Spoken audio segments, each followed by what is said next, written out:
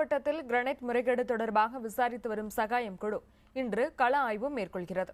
அதன்படி கீழவளவு, பஞ்சபாண்டவர் மலை மற்றும் அதனை சுற்றியுள்ள இடங்களில் கிரானைட் கற்கள் வெட்டி வைக்கப்பட்ட பகுதிகளில் ஆய்வு நடத்துகிறது. சட்ட ஆணையர் சகாயம் மேற்கொண்டு வரும் விசாரணையில் இதுவரை 315 மனுக்கள் பெறப்பட்டுள்ளதாக தெரிவிக்கப்பட்டிருக்கிறது. முன்னதாக நேற்று மதுரை மாவட்ட கனிமவள உதவி இயக்குநர் ஆறுமுக நயினார், மாவட்ட வருவாய் கோட்டாட்சியர் செந்தில்குமாரி ஆகியோருக்கு சம்மன் அனுப்பி வரவழைத்து சகாயம் விசாரித்தார். மேலும் சில அதிகாரிகளிடம் அவர் விசாரணை நடத்தவுள்ளதாக தெரிகிறது.